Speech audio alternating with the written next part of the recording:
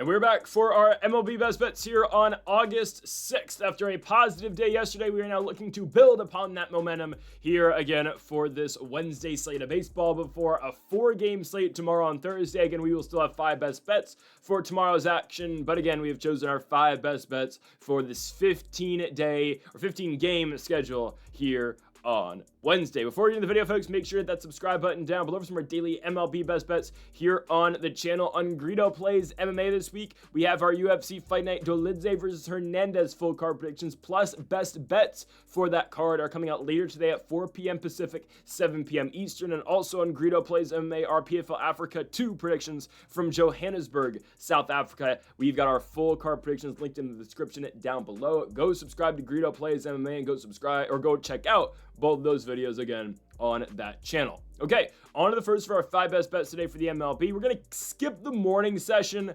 If you give Phillies money line at anything playable, like the max I'd take Phillies money line is probably minus 145 today. I know it gets a little tough with Trevor Rogers, Ranger Suarez. I would probably still go with it. However, I'm going to officially skip that part of the day, and we're going to go immediately into our first bet at 1:40 p.m. Actually, our first bet's at 1:10. I just got the order mixed up. It's fine. I'll play. We'll go back to the Dodgers game in a second. Marlins Astros is our first money line of the day, and I'm going to go with the Miami Marlins to beat the Houston Astros. I know Houston's won the first 2 games of the series, and the Astros have essentially taken the wind out of the sails of the Miami Marlins after all the momentum they had built up over the weekend, after sweeping the New York Yankees and, finding themselves somewhat in a playoff push. I understand that momentum has kind of been halted right now. I get that. I'm still rolling with Miami here. They've lost the first 2 games of the series against Houston. I do believe Miami's too good to get swept. I think so. The Astros have pretty convincingly won the first 2 games of the series. We had Marlins money line on Monday. Houston ultimately won that game 8-2. Yesterday we stayed away, but the Houston Astros won that game at Lone Depot Park 7-3. Again, I do believe that Miami's able to get one and salvage a game. And I know Jansen Junk is going on the mound today. Well, Junk has been pretty rough recently. You look at his last 3 starts, they have not been good. He was pretty good prior to those last 3, but anyways, on July 20th, he pitched against the Kansas City Royals, 5 innings, 6 hits, 6 runs, 4 of them were earned. Against the Brewers in Milwaukee, his team ends up winning this game, but Junk goes 5 innings, 8 hits, 3 runs, and his last start against the New York Yankees on Friday, that was that crazy game the Marlins ended up winning 13-12. Junk went 5 innings, gave up 6 hits, and 6 runs. So the ERA is now up to 3.86 for Junk, but his last 3 starts, that ERA is up in the double digits. It's not great. However, though, Spencer Arrighetti is pitching for the Houston Astros. This is a guy who wasn't pitching all that well to start the year. However, he really only had 2 starts. We'll take you back to 2024, Spencer Arrighetti. This was just a mid-pitcher last year for Houston, 4.6 ERA, give or take. He went through his, bright months. Month of August last year was great for Spencer, but over the summer, June and July, he really struggled. ERA had peaked in the 6s at times. In 2025, Arrighetti's only pitched twice. His first start came against the New York Metropolitans. Great outing out of him. 6 innings, 1 hit, 1 run. However, his second start against the Minnesota Twins at Target Field wasn't that great. 3 2/3 innings, 3 hits, 5 runs. Brought the ERA so far this season up to 5.59. But again, that's only over 2 starts. Now, he's been on the 60-day IL for the longest time. Was put on the IL after that start against Minnesota with a thumb injury. He is coming back, and it does make you wonder, all right, what condition is he going to be in? Obviously, he's well enough to pitch. We know that. But how good is Spencer Arrighetti going to be in his first start back? And how deep is he going to go in his first start back? Right? We had well detailed Houston's struggles at the plate throughout that Boston series, and hell, even at parts of that Washington Nationals series. It has appeared that the Astros have figured it out in this series, right? Scoring 8 runs in the first game, scoring 7 yesterday. And the Astros lineup, right? You get a guy like Jeremy Pena back. Obviously, you add Carlos Correa into the fold now post-trade deadline.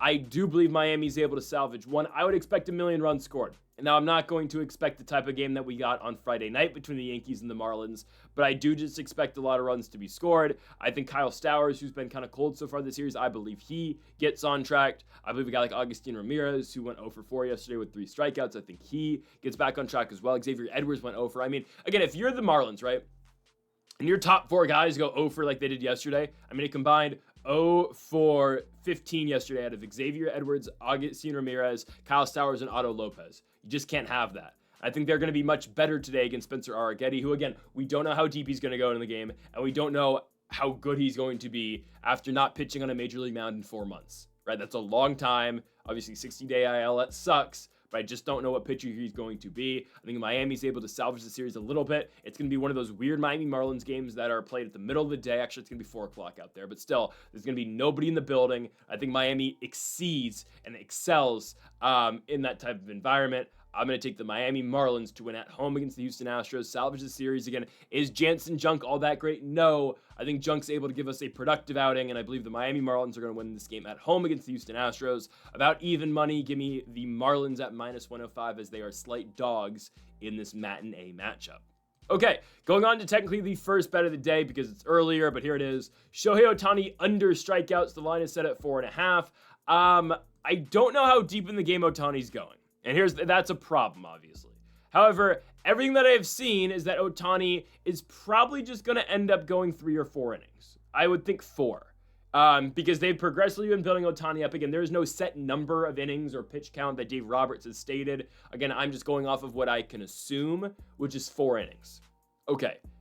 Can the Cardinals survive 4 innings without striking out 5 times? I believe they can. Okay. And it's weird betting Otani, and it's tough betting Otani. I understand that.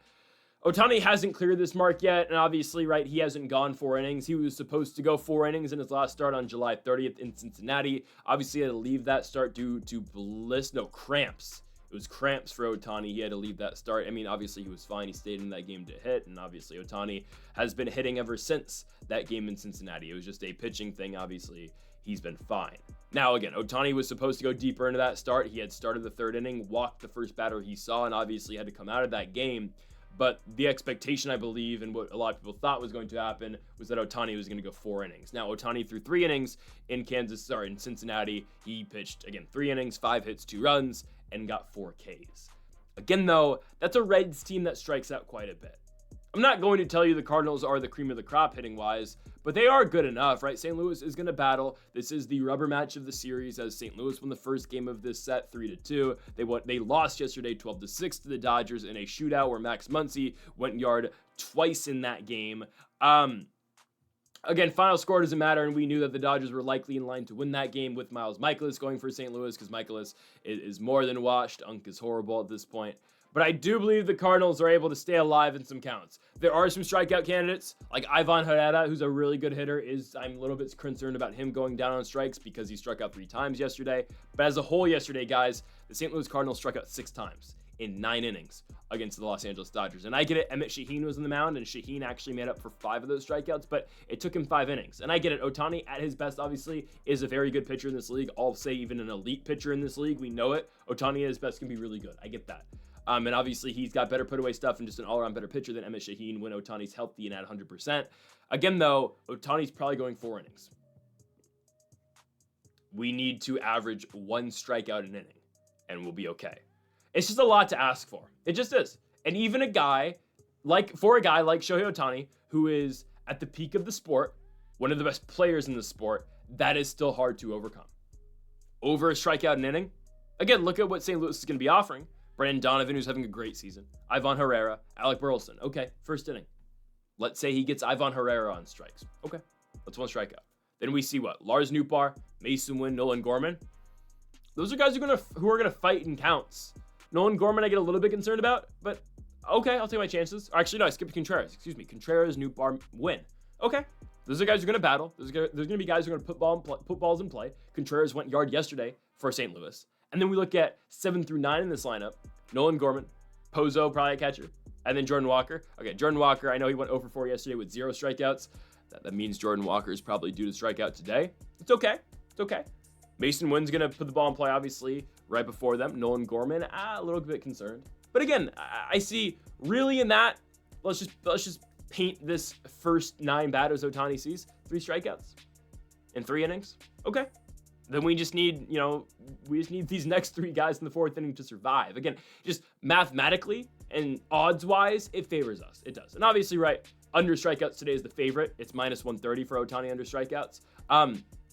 But everything I see, again, I just believe it's going to be really tough on Otani to get this mark. Because essentially, right, guys, Otani's given 12 outs. He's getting 12 outs today. 5 of those 12 outs need to be strikeouts. It's just a lot to ask for, even for a guy who is as good as Shohei Otani, okay? I don't see him going more than 4 innings, and I just need the Cardinals to fight a little bit, work counts, put balls in play, and just limit the strikeouts. I think we're going to be fine. I don't care who wins the baseball game. It probably will be the Dodgers, because the Dodgers usually win when Otani pitches, but I don't care about that. Okay, give me the St. Louis Cardinals to fight off some counts here. I'm going with the under on strikeouts for Shohei Otani, -130 for under 4.5 Ks.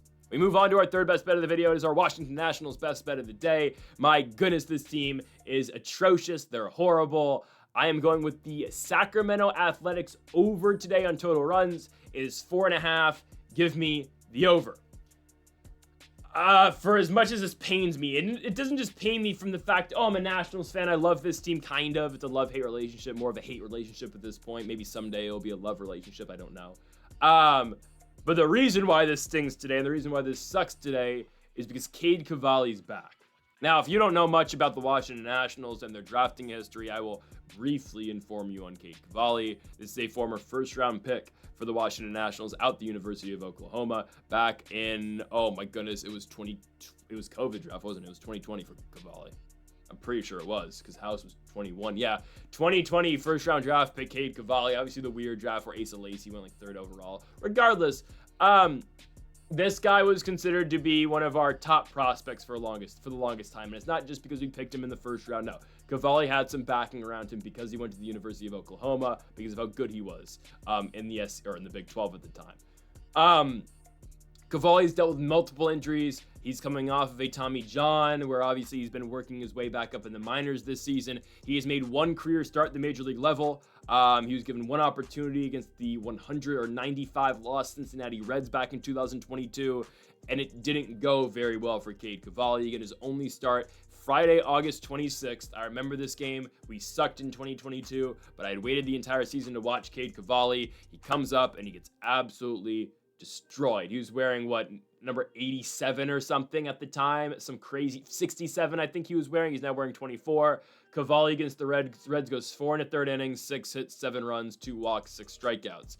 It was bad. So yes, Cavalli's career ERA is 14.54. It has taken him 3 years to get back to this spot, a little under 3 years, and Cade Cavalli has made his way back to the major league level.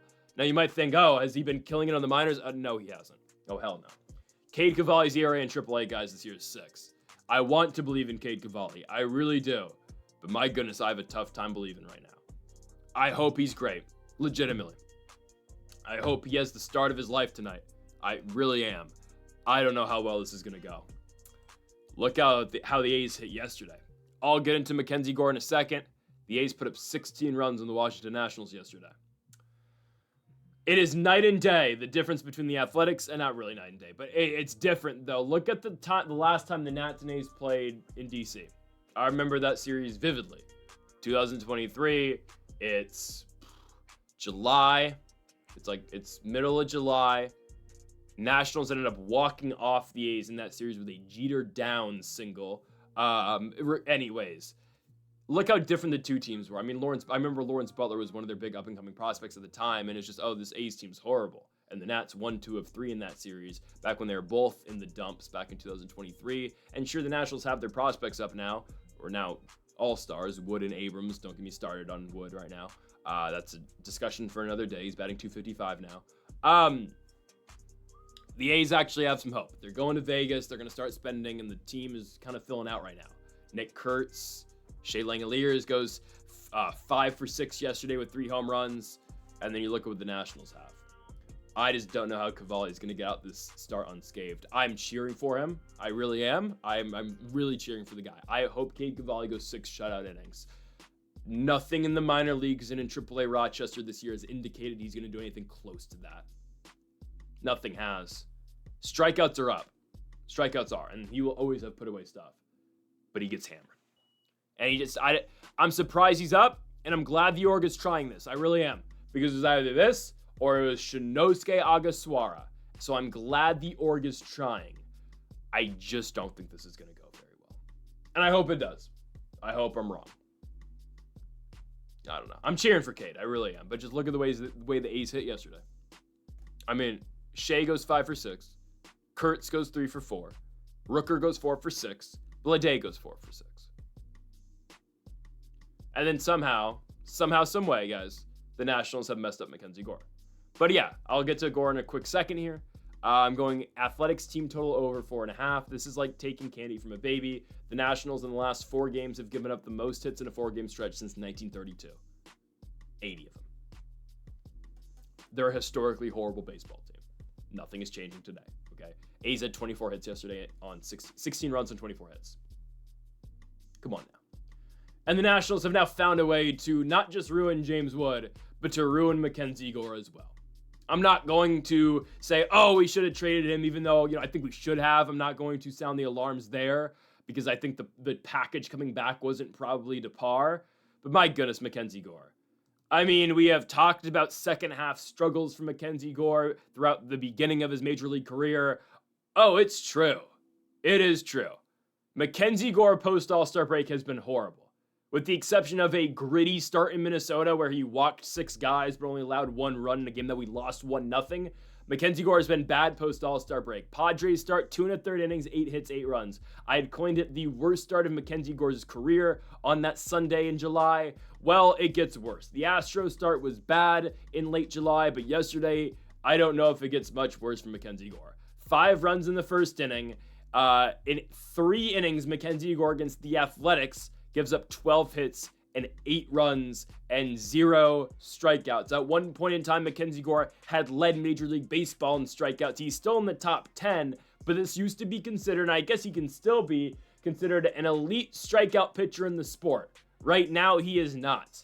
I don't know what happened. Gore's control is off, and everything looks hittable. I don't know what happened, and guys, we complain about Darnell Coles having a job. How does Jim Hickey have a job? Sell the team. I'll keep saying it. It's just, I don't understand. Gore's ERA at its lowest this season. In the month of June, it was at 2.8, one of the best in baseball. Mackenzie Gore's ERA is now 4.3, and I hate to say it, it's going to keep climbing. The real test for Mackenzie Gore, though, guys, it will be next Sunday, or this Sunday. I will be in attendance, like I will for every Nationals-Giants game this weekend, unfortunately. Might wear a paper bag over my head. But Mackenzie Gore on Sunday will face those damn San Francisco Giants who can't hit the baseball, especially against left-handed pitching. That's the test. If Gore can't go to pitcher-friendly Oracle Park and have a good start, I am sounding the alarms. But right now, I don't know what to say. It's an absolute disgrace. But guys, Cavalli bros, we never gave up hope. Cade Cavalli today? Let's go, Cade. That's all I can say. I really hope it goes better for him than it did Mackenzie yesterday. Let's just hope. But I'm still taking the over total runs on the A's today because I don't trust anything the Nationals do. Okay, 4th best bet of the video. Hear me out. Hear me out. Plus 120 on the Brewers. Why are the Brewers underdogs? Spencer Strider. With all due respect, am I scared of Spencer Strider in 2025? I know he's only like 26, but still, I'm not. Guys, it's not like Strider's been lights out this season. He's been good. Like, ERA in the month of July was 3.45, right? He was supposed to start the Bristol Speedway game. Game got rained out or got postponed or just delayed. Strider had already been throwing. They said, all right, we're just going to scratch your entire start. He's been worked back in the rotation today. Okay. I'm not concerned about Spencer Strider in 2025. I'm just not. I'm not concerned to the point where I'm just going to completely stay away from him. I understand Strider's been efficient. I understand he's been good. He has not reached that peak yet. And I think, again, you give him a full season. We'll see him next year in 2026. I do believe Strider is going to be back at, like, peak all-star form. He's been serviceable in the month of July. Best start came against the Yankees in a 6-inning, 3-hit, 0-run appearance. Last 2 starts against the Giants, he went 5 innings, 5 hits, 3 runs. Royals, 5 innings, 7 hits, 2 runs. Again, Strider's probably going to go 5 or 6. But, guys, just look at the Milwaukee Brewers. You know, they are a tough lineup.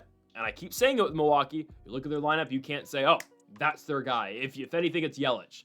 But, man, the Brewers are playing great baseball. They have been winners in their last 5 games. They've won every single one. They've been winners in 8 out their last 9 baseball games, and they've won the first 2 games so far of this series at Truett Park against the Atlanta Braves. Yesterday, they mashed Joey Wentz, Probably should have gone Brewers money line yesterday, but we cashed both of our money lines anyway, so it's fine. Could have got better value on the Brewers, but it's okay. Freddie Peralta had a pretty good night. Look at the Brewers lineup, and you're not going to be wowed. Durbin, Contreras, Yelich, Vaughn, Collins, Churang, Perkins, Jansen, Ortiz. That's what they fielded yesterday. And they still scored 7 runs. They got it started in the top of the 3rd inning, scored 4, and it all comes falling down for the Braves. I don't believe in Atlanta. I don't. We know Ronald Acuna Jr. is probably out until September, even if they try to bring him back this season. I'm glad he avoided that major injury. But look at the Brewers lineup. Jurickson Profar's off the steroids. He's not good. No wonder he was randomly good last year. Matt Olson, it's Matt Olson, whatever. He's going to be good. Drake Baldwin's having a good year. The rest of the lineup sucks. Sean Murphy's not good. Michael Harris not having a good year. Striking out a bunch as well. Ozzie Albies will randomly once a week have a really good game. Let's just hope it's not today. Eli White went yard yesterday. He's not doing anything today. Marcell Ozuna's probably been back in the lineup. Nick Allen. I don't know if I've seen Nick Allen get a hit all year long. I'm so serious. I think once or twice I've ever watched Nick Allen get on base with a base knock. The Brewers have the best record in baseball for a reason. We are not going to be fading the Brewers, so we're going to be telling them, obviously, we're taking the Brewers. We're not going against a team that is 25 games over 500, playing a team that is 18 games under 500. I know what you're thinking. Oh, it's tough to sweep a team in baseball. Oh, it is. If there's any situation, it's this one. Brewers are the best team in baseball. Braves are 5th worst in baseball. Obviously, still better than the Nationals, but that's neither here or there. The Braves are 18 under. We think they're winning this game? Hell no. I don't care if Strider's going. I don't. The Brewers, guys, the Brewers just find ways to score, okay? Whether it be Yelich, whether it be Andrew Vaughn, whether it be Isaiah Collins, whether it be any of these guys in the middle of the lineup, they find ways to plate runners.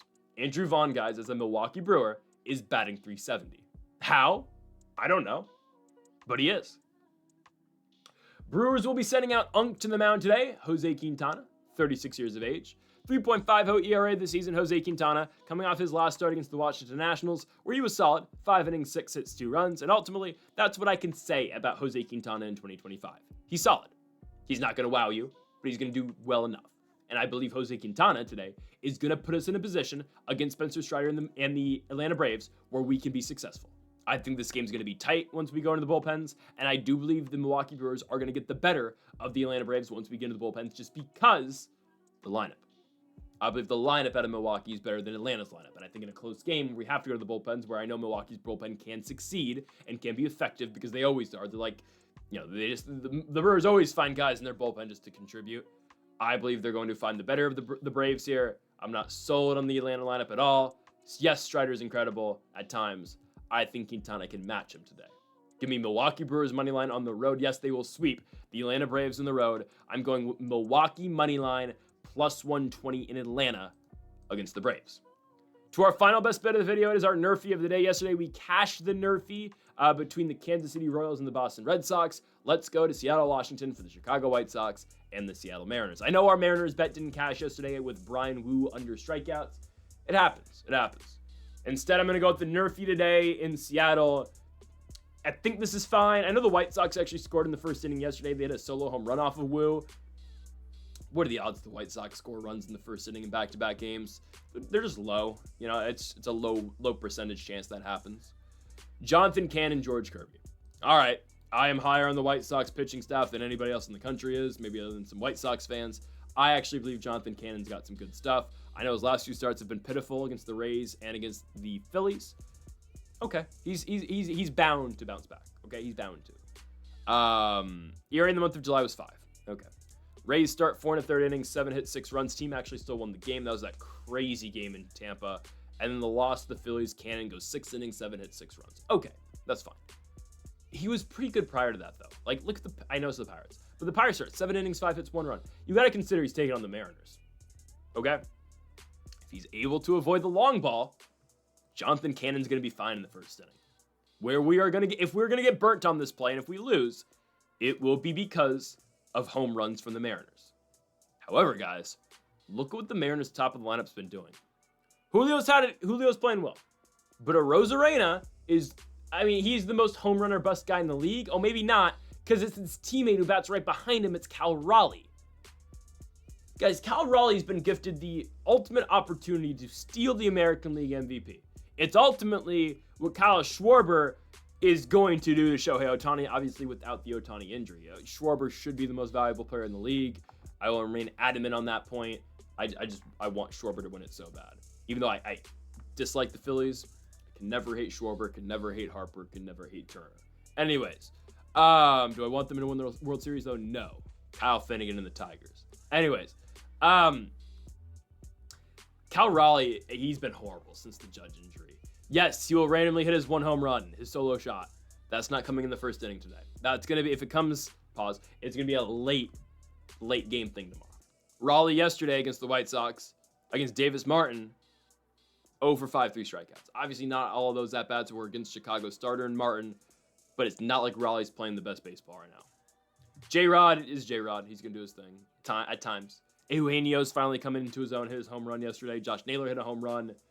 Canzone goes yard. Those guys don't concern me in the first inning because Naylor bats in the 4, Suarez bats in the 5. Okay. It's a Rosarena. It's Raleigh. It's Julio. That's fine with me. That's fine with me. And then you look at the flip side. We're not scared about the White Sox lineup. We're not at all.